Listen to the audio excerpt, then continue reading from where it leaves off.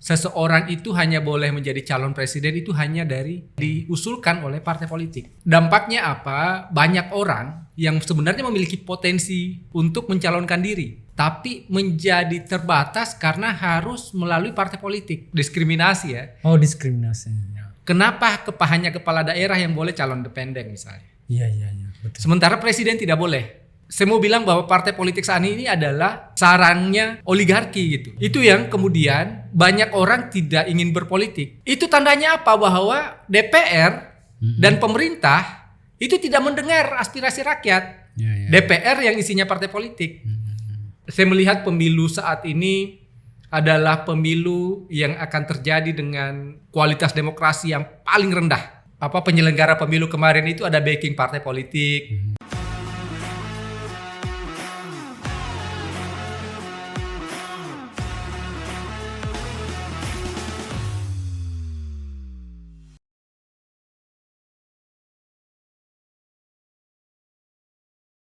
Halo sahabat Tuki, kita tiba pada satu episode dari catatan jurnalis Sukriansa, di mana pada kesempatan ini kita akan berdiskusi lebih pada aspek penekanan hukum. Karena narasumber kita kali ini adalah Direktur Lembaga Bantuan Hukum Makassar, Bapak Muhammad Haidar SH. Selamat sore Pak Haidar. Selamat sore. Terima kasih atas berkenan hadir di catatan jurnalis Sukriansa. Pak Haidar, kita akan membahas tentang fenomena baru-baru ini terjadi. Sejumlah lawyers menghadap ke Mahkamah Konstitusi untuk membahas tentang pembatasan umur dalam pencalonan presiden. Nah, kira-kira tanggapan Pak Haidar sebagai Direktur LBH melihat masalah ini seperti apa? Silakan. Oh iya. Jadi gini, sebenarnya itu penting ya karena kita bicara soal kesempatan semua orang untuk mencalonkan diri. Tapi menurutku bukan hal itu yang menurutku menjadi urgent ya saat ini. Ya. Yang paling penting adalah bahwa kesempatan itu bisa terbuka untuk banyak orang gitu. Apa yang menjadi kendala saat ini bahwa kita dibatasi, seseorang itu hanya boleh menjadi calon presiden itu hanya dari partai politik atau yang diusulkan oleh partai politik. Gitu. Jadi ada usulan partai politik gitu. Atau biasa kita sebut sebagai presiden threshold ya. Dampaknya apa? Banyak orang yang sebenarnya memiliki potensi untuk mencalonkan diri, tapi menjadi terbatas karena harus melalui partai politik. Kita bisa melihat beberapa nama yang saya ketahui punya peluang. Gitu. Misalnya saya pernah mendengar misalnya Najwa Shihab itu pernah orang-orang meskipun bukan dia langsung menyampaikan bahwa dia akan menjadi calon presiden, tapi beberapa orang itu ingin mengajukan Najwa Shihab sebagai calon presiden misalnya, atau Rocky Gerung mungkin juga dia akan mencalonkan diri ketika ada peluang itu dibuka. Dan itu bisa kita lihat Rocky Gerung selama ini mengkritik, apakah kemudian bisa menerapkan apa yang dia kritik sejauh ini. Begitu juga dengan misalnya Mbak Aspin ya. Mbak Aspin ini adalah mantan ketua YLBHI. Ya sebenarnya mereka ini punya peluang itu. Anak bangsa yang saya pikir punya potensi untuk jadi presiden. Tapi karena hanya boleh partai politik, ya peluang mereka tertutup. Makanya saya pikir hal itu menjadi penting juga dibicarakan. Hanya memang ada beberapa kendala ya untuk itu. Misalnya Undang-Undang Dasar. Jadi bukan lagi kita bicara soal Mahkamah Konstitusi karena dia diatur di Undang-Undang Dasar. Di Undang-Undang Dasar mengatur bahwa yang boleh mencalonkan diri hanya yang diusulkan oleh partai politik. Nah makanya itu menjadi sulit. Tentu saja dorongannya adalah ke perubahan konstitusi melalui MPR. Nah saat ini ada usulan perubahan konstitusi atau Undang-Undang Dasar di MPR. Gitu. Hanya kan usulannya hanya soal pemilu dalam kondisi darurat. Yang menurutku ada bahayanya itu ya. Menurutku ada bahayanya. Tapi yang lebih penting sebenarnya mengubah konstitusi kita itu di syarat-syarat menjadi calon presiden juga beberapa hal, misalnya soal kewenangan pemerintah daerah dan lain-lain. Itu penting saya pikir dibahas. Ya bicara konstitusi, bicara pemilu, saya pikir bukan hanya sekedar di usia. Mungkin terlalu banyak hal yang bisa dibicarakan, tapi terkait dengan kejadian kemarin itu tentang adanya keinginan untuk membahas persoalan pembatasan umur. Nah, jadi menurut Pak Haidar ini pembatasan umur ini itu dilihat dari perspektif HAM ataukah demokrasi itu bertentangan nggak kalau ada pembatasan umur? Sebenarnya bicara hak asasi manusia, hak politik itu memang adalah hak yang dapat dibatasi. Hanya kan ada syarat pembatasan politik ya, pembatasan. Jadi gini, bicara hak asasi manusia kita bicara soal ada hak yang boleh dibatasi dan ada hak yang tidak boleh dibatasi. Hak yang boleh dibatasi salah satunya adalah hak politik. Gitu. Misalnya anak-anak tidak boleh berpolitik tentu saja. Usia anak kan 18 tahun ya misalnya. Hanya kalau sudah 25 tahun tentu saja itu boleh kan. Boleh berpolitik sampai menjadi calon presiden dan tidak ada urgensi membatasi itu. Apa urgensinya? Gitu. Begitu juga sebenarnya tadi yang saya sampaikan soal partai politik, apa urgensinya? Tidak ada urgensi sama sekali untuk mengatur itu. Makanya ada syarat-syarat pembatasan menurut hak asasi manusia. Pertama soal kedaruratan, boleh misalnya kemarin soal COVID ya. COVID kita dibatasi keluar rumah itu karena itu darurat. Untuk melindungi kita dan orang lain. Agar kita tidak, itu dalam kondisi darurat, agar kita tidak tertular penyakit. Itu soal penyakit misalnya salah satunya. Kemudian kita boleh dibatasi gitu. Misalnya kita dalam kondisi sakit tidak bisa jadi calon presiden ya boleh saja. Itu kita dibatasi misalnya. Nah misalnya beberapa orang memperbincangkan usia Prabowo yang mungkin lebih dari 70 tahun. Dan juga usia Gibran yang belum 40 tahun tapi kan sudah lebih 25 tahun. Nah ketika partai politik atau masyarakat Indonesia membicarakan tentang usia beliau, kira-kira itu tidak terlalu urgent ya melihat apabila dikaitkan dengan pencalonan sebagai presiden dan wakil presiden.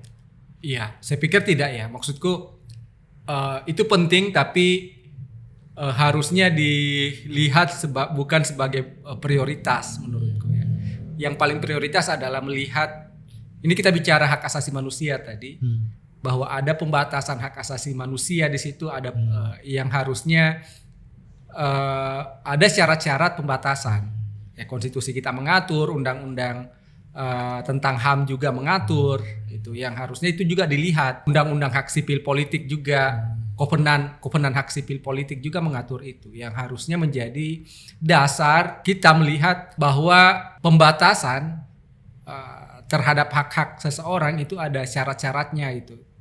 Tidak asal maunya negara, tapi ada batasan-batasan dalam membatasi hak asasi manusia itu. Terus bagaimana bila kemudian ada politisi senior yang berkomentar bahwa Gibran itu masih ingusan? Nah, bagaimana pendapat Pak Haidar dalam membedah pernyataan seorang politisi senior dan menganggap Gibran itu sebagai anak ingusan? Gimana ya? Kita tidak bisa melihat orang hanya dari usia ya sebenarnya. Apalagi dia sudah dewasa menurut undang-undang. Dewasa menurut undang-undang juga itu kan tingkat kematangan menurut setauku ya, menurut ilmu psikologis misalnya, ilmu psikologi itu. Tapi kita lihat juga soal pengalamannya, tidak sekedar pengalaman, tentu saja pengetahuan gitu. Ada banyak hal yang harus dinilai soal calon. Juga soal tentu saja soal terpilih atau tidak terpilih ya gitu. Jadi soal ingusan gimana ya?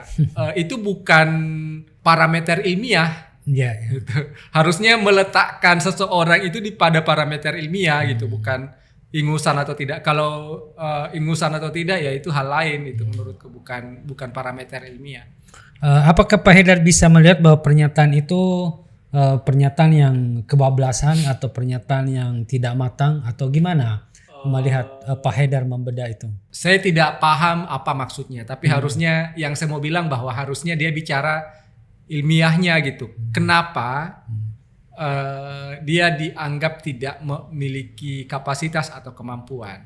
Ini bukan membela Gibran ya. Di satu sisi juga bukan soal Gibrannya itu, tapi soal hak, itu hak semua orang. Yang pembatasan itu juga tidak melanggar HAM ya. Itu menurutku pernyataan yang tidak memahami tentang negara demokrasi, tidak memahami tentang negara hukum. Karena ini sekali lagi bukan soal Gibran ya. Saya di satu sisi juga tidak mendukung Gibran di satu sisi ya. Tapi juga kemudian tidak sepaham dengan pembatasan usia seperti di undang-undang itu menurutku. Jadi menurut Pak Haidar sejauh ini kalau dilihat dari berbagai aspek, Prabowo maupun Gibran ini layak untuk jadi kandidat presiden dan wakil presiden. Secara hak layak. Layak ya.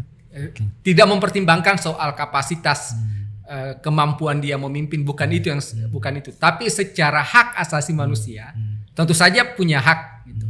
Tadi Pak Haidar menyinggung bahwa sebetulnya perdebatan tentang usia itu sebetulnya tidak terlalu urgent. Ada hal yang paling penting yaitu semua orang punya hak yang sama untuk dipilih dan memilih. Termasuk dalam hal ini Pak Haidar secara eksplisit menyebut bahwa konstitusi yang hanya menjadikan partai politik sebagai pintu untuk orang menjadi kandidat itu juga tidak tanda kutip tidak terlalu representatif sebagai perwujudan dari demokrasi maupun HAM. Ya. Nah, jadi menurut Pak Haidar apa mungkin atau apa bisa atau sah secara demokrasi apalagi pengakuan terhadap HAM ketika ada seseorang yang mencalonkan diri tidak lewat partai politik? Sah apa tentu saja kalau bicara hak asasi manusia dan demokrasi itu boleh saja ya. Boleh ya. Tapi kemudian tapi secara hukum itu berbeda. Berbeda ya. Karena menurut Undang-Undang Dasar itu tidak boleh. Tapi kalau bicara hak asasi manusia kan berbeda ya. Hak asasi manusia itu adalah hak yang memang sejak lahir kita punya gitu. Ada di kita. Itu adalah hak kita dan tidak boleh dicabut dalam kondisi apapun. Kecuali beberapa hak yang memang boleh, tapi yang boleh dibatasi maksudnya. Tapi bukan dicabut, dibatasi ya. Jadi gini, menurutku ini model diskriminasi ya. Oh, diskriminasi. Kenapa hanya kepala daerah yang boleh calon independen misalnya? Iya, betul. Sementara presiden tidak boleh. Sementara ini sama-sama pemimpin gitu. Ya. Di kepala daerah boleh, tapi presiden tidak boleh. Harusnya dibuka peluang yang sama antara kepala daerah dengan presiden. Ya. Betul. Soal dia terpilih atau tidak kan urusan lain, itu rakyat yang akan lihat, itu akan memilih. Gitu. Ini baru jadi calon, ini sudah dibatasi gitu sedemikian rupa. Gitu. Ya harusnya yang menentukan itu rakyat dong, dia terpilih atau tidak itu. Bukan kemudian yang menentukan itu adalah bukan kemudian partai politik. Betul. Di satu sisi partai politik penting, tapi bukan hanya itu harusnya. Ya. Menurut Pak Haidar ada nggak sosok atau tokoh yang punya kapasitas untuk maju sebagai katakanlah presiden atau wakil presiden itu kemudian terhalangi karena harus melalui kendaraan politik sekarang ini? Dulu Fajrul Rahman itu mau jadi capres ya, seingatku ya dulu. Ya. Sampai dia harus menggugat ke Mahkamah Konstitusi, tapi ditolak karena memang di konstitusinya hanya boleh melalui partai politik. Itu Fajrul Rahman dulu. Saat ini saya mendengar misalnya beberapa kawan itu mengusulkan Mbak Asvin misalnya atau Mbak Nana, Najwa Shihab ya. Kemudian beberapa orang saya pikir punya potensi ya. Banyak sekali sebenarnya anak bangsa kita yang punya potensi untuk jadi calon presiden. Itu. Tapi masalahnya kan baru mau jadi calon nggak bisa gitu. Gitu. Gimana mau dipilih? Ya. Saya kira ide ini menarik Pak Haidar, kalau saya mengingat beberapa tahun yang lalu ketika Cak Nurholis Majid itu kan dulunya dia tidak berpartai. Tapi banyak orang yang menganggap bahwa Cak Nur ini atau Nurholis Majid ini layak jadi presiden. Tapi Cak Nur ini agak alergi dulu tanda kutip dalam penilaian saya dengan partai politik. Sehingga dia tidak berpartai. Tapi dia juga ingin membuktikan kepada masyarakat terutama para pengkritiknya bahwa dia tidak sekedar ngomong. Dia ingin membuktikan bahwa dia konsisten dengan apa yang dia pikirkan. Sehingga pada akhirnya dia masuk ke partai politik. Dan pada akhirnya dia tidak setuju dengan aturan-aturan di partai politik dan akhirnya mengundurkan diri lagi. Nah, saya kira ide Pak Haidar ini sangat menarik kalau kita lihat berbagai fenomena yang terjadi di Indonesia. Karena mungkin saja partai politik di Indonesia belum bisa dikatakanlah sebagai partai politik ideal. Jadi mungkin banyak orang yang punya pikiran-pikiran alternatif tidak bergabung di partai politik. Salah satu diantaranya mungkin seperti Mbak Najwa yang Pak Haidar sebutkan dan lain-lain. Ya. Jadi dari segi wacana ini menurut saya sangat mencerahkan, sangat inspiratif bagi masyarakat Indonesia. Mungkin saja periode-periode ke depan orang bisa mencalonkan diri sebagai presiden tanpa harus melalui partai politik. Sekali lagi bagaimana Pak Haidar melihat ini? Jadi gini, betul sekali, kita tentu saja berharap seperti itu. Harusnya apa tujuan sebenarnya dari partai politik ya? Tujuan dari partai politik itu adalah mengkanalisasi berbagai macam pandangan untuk kemajuan bangsa. Itu tujuan sebenarnya. Jadi ada orang berbeda di sana, ada orang berbeda di sini. Kemudian karena mereka berbeda dan punya pandangan politik berbeda, maka dibuatkanlah partai politik.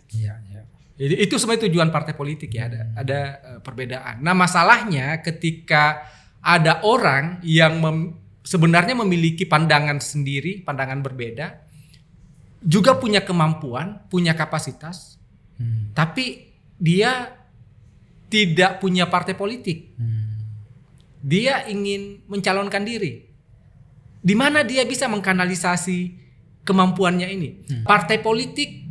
Nah, apalagi kita tahu ya, saya bisa mengkritik partai politik ya. Saya mau bilang bahwa partai politik saat ini adalah sarangnya oligarki gitu. Jadi itu yang kemudian banyak orang tidak ingin berpolitik. Ya saya salah satunya misalnya ya. Iya. Kenapa saya misalnya memilih misalnya ya untuk tidak berpartai politik ya karena saya melihat partai politik adalah sarangnya oligarki. Jadi kita lihat misalnya beberapa undang-undang ya yang lahir misalnya undang-undang Cipta Kerja, puluhan ribu orang buruh demo, bahkan isu tentang misalnya outsourcing dan sistem kerja kontrak ya PKWT kalau di undang-undang itu dari sejak Undang-Undang 13 2003 itu disahkan, itu selalu dikritik dan ingin dihilangkan oleh serikat-serikat buruh sampai saat ini. Tapi melalui Undang-Undang Cipta Kerja itu malah diperkuat soal outsourcing dan sistem kerja kontrak itu. Itu. Nah, itu tandanya apa? Bahwa DPR dan pemerintah itu tidak mendengar aspirasi rakyat.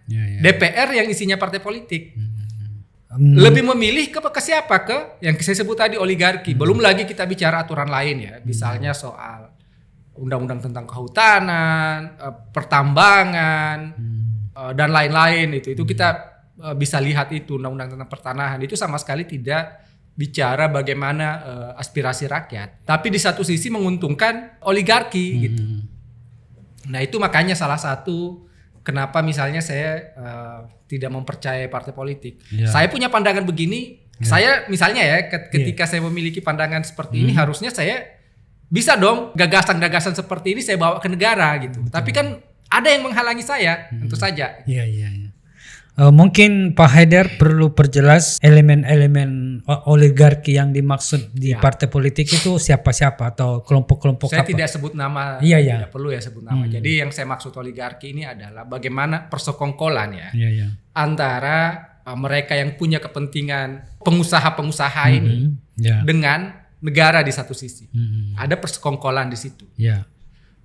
Misalnya pengusaha tambang. Iya. Pengusaha tambang yang selama ini berhadapan dengan rakyat ketika ingin membuat menambang berhadapan dengan rakyat yang punya tanah untuk menggusur, maka diperkuatlah di undang-undang pertambangan, misalnya siapapun yang menolak tambang itu bisa dipidana.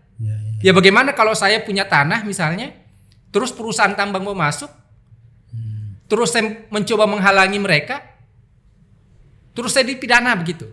Atau karena saya menolak tambang karena saya menganggap tambang akan merusak lingkungan, terus saya dipidana begitu. Yaitu di undang-undang pertambangan seperti itu diatur. Jadi untuk pemilu 2024 ini bagaimana sikap pribadi Pak Haidar ataupun kelembagaan dalam menghadapi pemilu 2024 ini? Secara pribadi ya.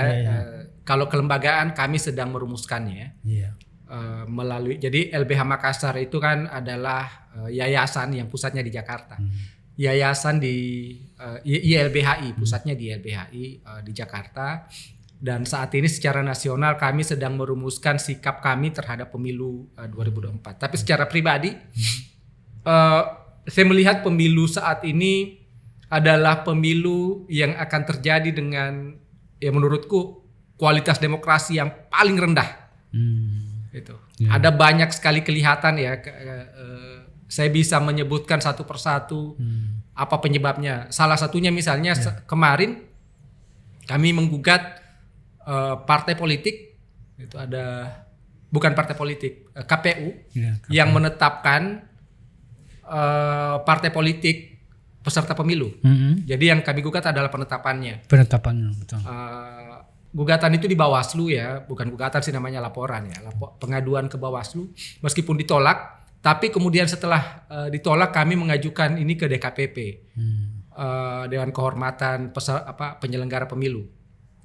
Dan di situ ditemukan ada banyak perbedaan data antara partai politik yang memenuhi syarat di kabupaten kota dengan di provinsi.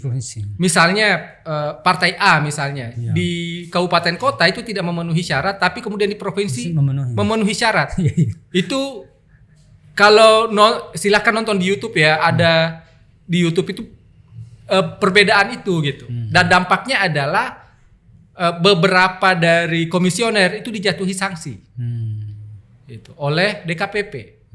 Nah ini salah satu kenapa saya bilang pemilu di 2024 ini adalah pemilu yang paling buruk kualitas demokrasinya. Salah satu ya. Pertama, partai yang akan kita pilih adalah partai yang menurutku tidak memenuhi syarat karena kita lihat tadi ada perbedaan ya.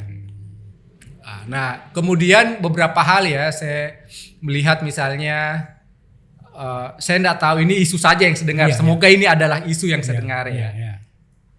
Misalnya ada isu bahwa penyelenggara pemilu kemarin itu ada backing partai politik. Itu kan yang mudah-mudahan ini hanya isu.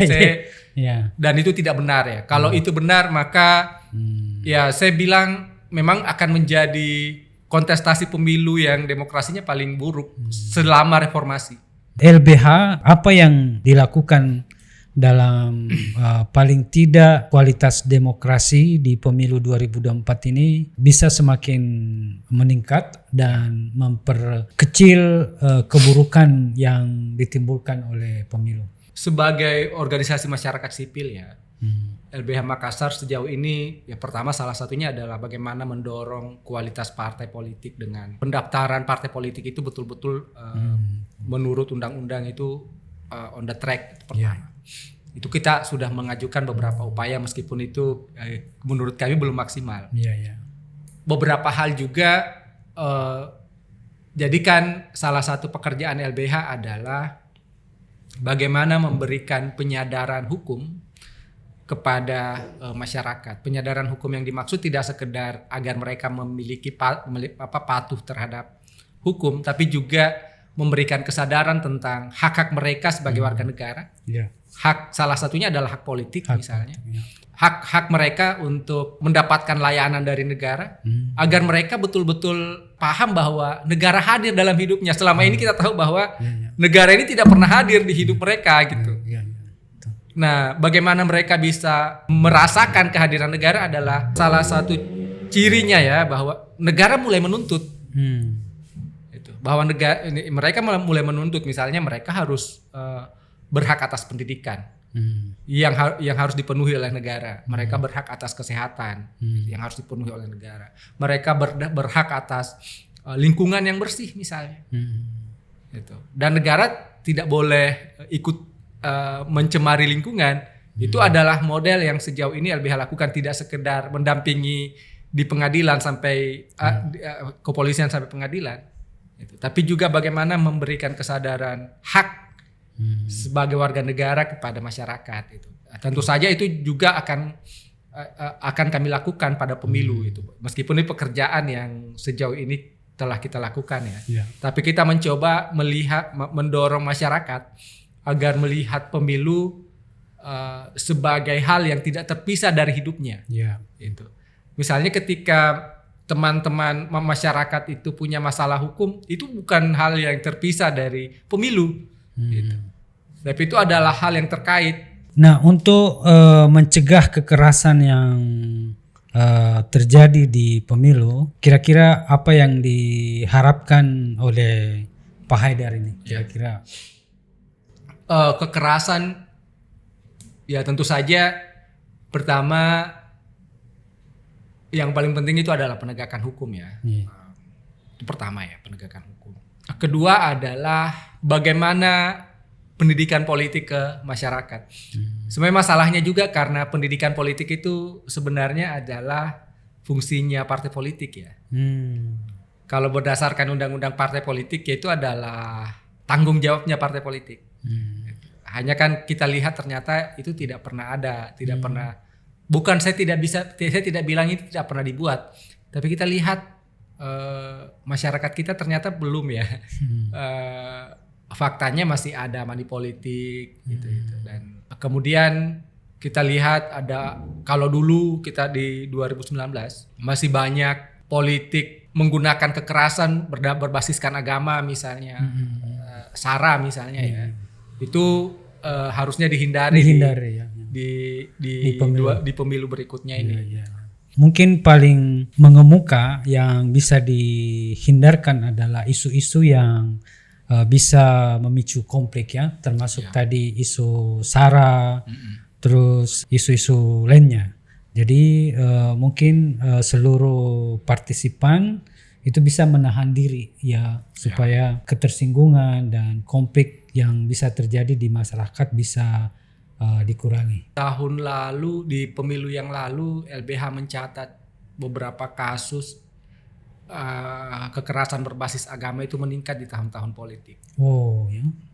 Iya, itu kita dari 2018 itu ada banyak sekali catatan. Misalnya pernah ya yang paling saya ingat adalah di tahun-tahun itu ada pelemparan gereja misalnya salah satunya.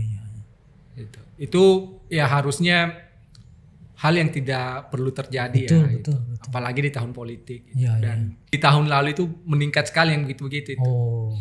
Ya, seperti itu. Dan kita berharap itu tidak terjadi ya. Dan semoga masyarakat bisa kemudian menyadari bahwa konflik SARA ini banyak ditunggangi untuk kepentingan politik ya. Mungkin ada pesan atau closing statement dari Pak Haidar sebagai seorang pejuang hukum terkait dengan pemilu yang berkualitas di 2024. Silakan. Ya, tentu saja kita berharap pemilu ini bisa berjalan dengan baik ya. Di satu sisi. Tapi penting kita berharap dalam pemilu ini kita menghasilkan tidak hanya presiden tapi calon legislatif yang punya kualitas tentu saja, punya kapasitas. Itu tentu saja kita harap seperti itu. Nah, hanya kan di beberapa kejadian yang ada ya sepertinya itu tidak akan terjadi ya. Misalnya kualitas partai politik juga kan menjadi persoalan. Kalau kita melihat di pemilu sebelumnya kualitas partai politik atau kemampuan partai politik memperjuangkan rakyat karena mereka adalah wakil rakyat itu sama sekali tidak kelihatan. Sayangnya YLBHI belum mengeluarkan itu ya. Apa yang akan kita lakukan di pemilu berikut di pemilu 2024. Dekat-dekat ini semoga kita sudah bisa mengeluarkan itu soal apa yang akan kita lakukan. Tapi sejauh ini sudah kita lakukan sebenarnya sedikit demi sedikit.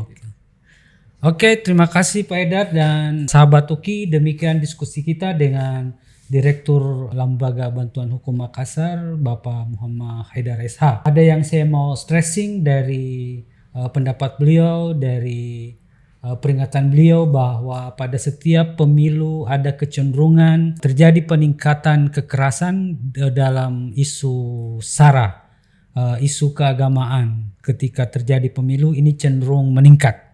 Dan oleh karena itu melalui podcast ini saya mewakili seluruh kru catatan jurnalis Sukriansa menyampaikan supaya berhati-hati dengan isu SARA. Jangan sampai sesuatu yang sakral, agama yang sakral ini kemudian menjadi alat politik dan menjadi pemicu konflik di dalam masyarakat kita. Demikian, sampai jumpa di episode mendatang dengan tokoh yang lain dari catatan jurnalis Sukriansa. Assalamualaikum warahmatullahi wabarakatuh. Terima kasih Pak Edar. Terima kasih.